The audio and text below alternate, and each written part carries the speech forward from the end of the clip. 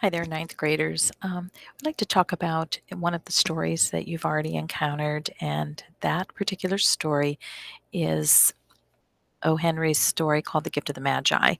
And typically, this story is used around Christmas time, and the actual story itself was one that he wrote while he was. Um, thinking about the Christmas season. And of course, he was a short story writer.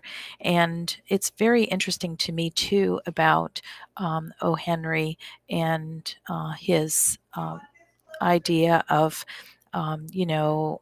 Expressing his experiences with, um, beautiful stories around the holiday time. And one of the things about O. Henry that is worth us looking at and knowing is that his name, O. Henry, was a pen name. His actual name, when he spent in prison, was Will Porter. And he adopted that pen name, O. Henry, when he was in prison. So we get this beautiful story by William Sidney Porter after some tragedies. Now, how did he get in prison? Well, he worked at a bank, and it looked and appeared that he had shifted some funds in the bank, and that in doing so, that had created what we call embezzling, and there were charges enough that they had to do something. They couldn't let him get away with it. Now, getting back to his story, Gift of the Magi, one of the important things about the word Magi is to talk about the Magi as the three wise men. And they were wise because they came at Epiphany after the Christ child was born, and they gave gifts of gold, frankincense, and myrrh. And those three gifts are pretty important because there was a lot of thought in the process of giving a king gold, giving a king myrrh, giving a king frankincense. So, to equate those beautiful gifts of gold, that gold is a precious metal, that frankincense is used for the spirit nature of God, and that myrrh is used for the sadness, but also for the preparation of the body upon burial. And so the three wise men brought these very expensive and precious gifts.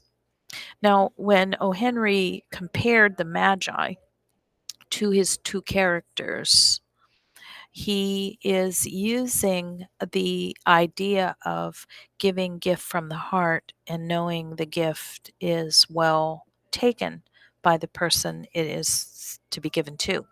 So in the story, each of them give up something very special in their lives, and that the gift that is purchased for the other cannot be used immediately, at least in the case of Della's hair, the combs, until her hair grows back. But what has happened with her husband is she has given him a watch chain for his dad's watch, and he's given up the watch, and he's probably taken it to, you know, a pawn shop where he could pawn it and get enough money to buy the combs for her hair. So, what O. Henry does is he takes a very wonderful story of a young couple.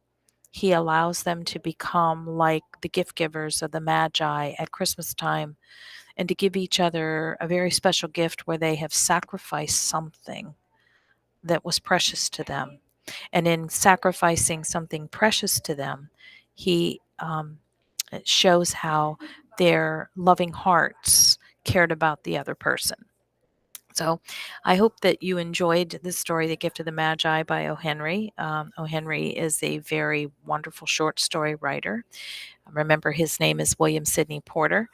And there's one other little fun thing I wanted to let you guys know, and that was if you've ever had an O. Henry bar, there is a very special chocolate bar that has the name O. Henry, and they're quite good. It's chocolate covered peanuts.